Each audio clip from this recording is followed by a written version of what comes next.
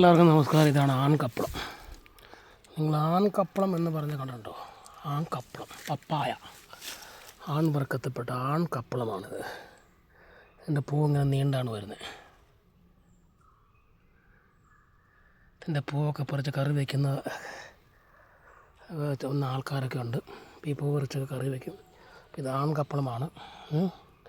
ആൺകപ്പളം ഇങ്ങനെയാണ് പൂ വരുന്നത്.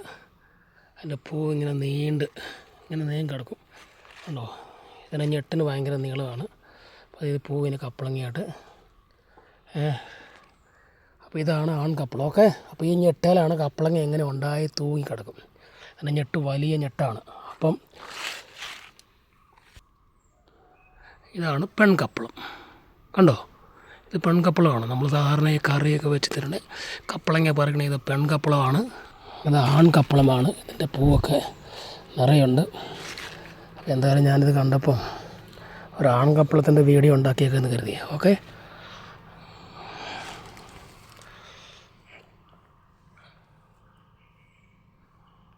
അപ്പോൾ ആൺകപ്പളം ഇതാണ്. ഓക്കെ, എല്ലാവരും കാണുക. ആൺകപ്പളത്തിൻ്റെ പൂവാണ്.